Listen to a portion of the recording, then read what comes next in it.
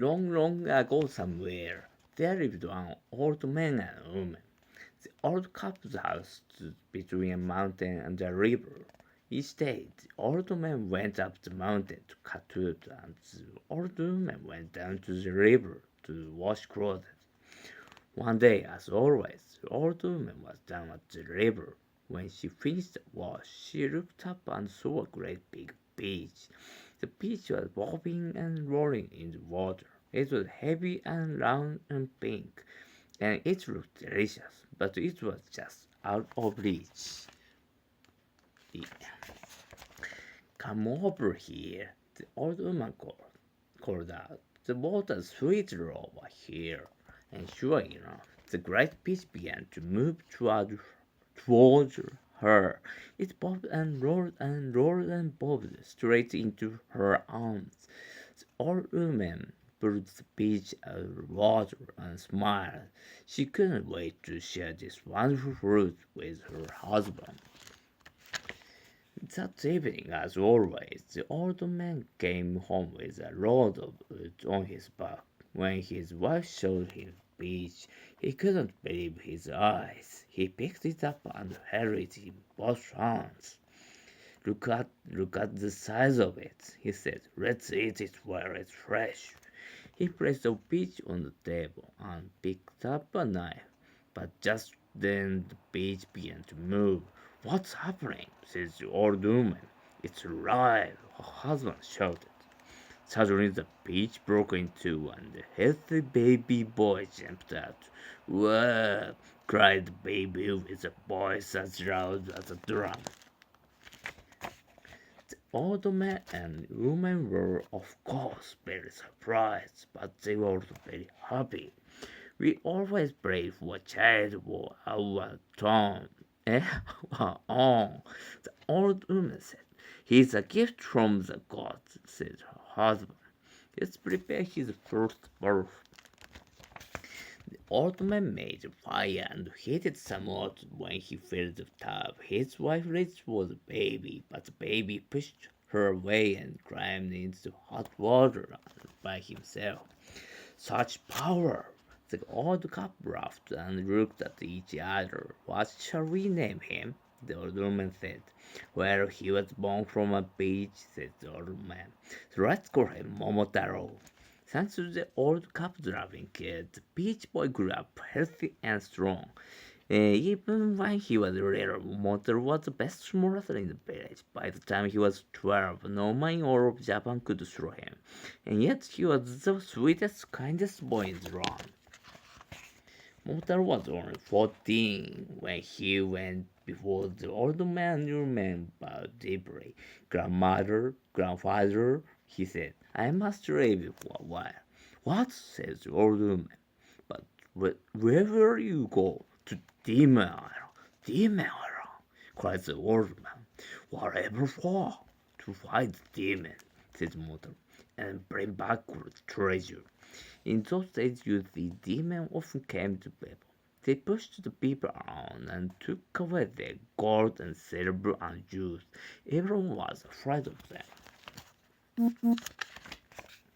But Demon Island is so far, said the old man. And so dangerous, said the old woman. Please don't worry, said Momotaro. I'll be home with treasure in no time. The old man and woman didn't want their boy to go, but they knew they couldn't stop him. Momotaro was for his dreams, so the old man gave him a sword and suit of armor, and the old woman made him some millet dumplings, his favorite food. She also made a flag for Momotaro to carry. On the flag was a picture of a peach and the words Nippon Ichi. That means number one in Japan. The peach boy tied the bag of millet dumpling to his belt, held the flag high, and set out on his journey. He soon left the village behind and started up the mountain. Now he was climbing the mountain pass. Suddenly a dog came out of the brush. Where are you going, Momotaro? To Demon, so to fight the demons. Interesting, what's in the bag? The best dumplings in all Japan. Give me one. and I'll go with you. Here you are, friend. Now follow me. Now Momotaro and the dog were marching through a forest. Suddenly a monkey climbed down from a tree. Kiki! Where are you going, Momotaro? To Demon Island, to fight the demons. Interesting. What's in the bag? The best maritime promise in all Japan. Give me one key and I'll go with you. Here you are, friend. Now follow me. Now Momotaro and the dog and monkey were marching across a wide green plain. Suddenly a pheasant flew down from the sky. Where are you going, Momotaro? To Demon Island, to fight the demon. Interesting. What's in the bag? The best maritime product in all Japan. Give me one, and I'll go with you. Here you are, friend. Now follow me. Now Momotaro and the dog and monkey and the pheasant were marching down to the sea. A fine ship was waiting there on the beach. All aboard, said Momotaro. We'll sail the ship to Demon Island. It was a fine day with a good wind. The ship raced like an arrow across the deep blue sea. The dog was rowing, the monkey was steering, and the pheasant was standing watch. Before very long, the pheasant called out. I see an island. Momotaro ran to the bow. He could just make out the high black walls of Demon Castle. That's it, he shouted. Demon Island dead ahead. The dog pulled on the oar. Urf, urf. The monkey held the ship steady. Kiki, and the pheasant flew away to the island. The demon on the beach didn't see pheasant, but they saw the ship, and they were very afraid. They ran inside their castle and locked the big black gate. When ship landed, Momotaro and the dog and monkey jumped out. They marched right up to the castle. Open up! The dog shouted and kicked at the gate. Open up or prepare for war.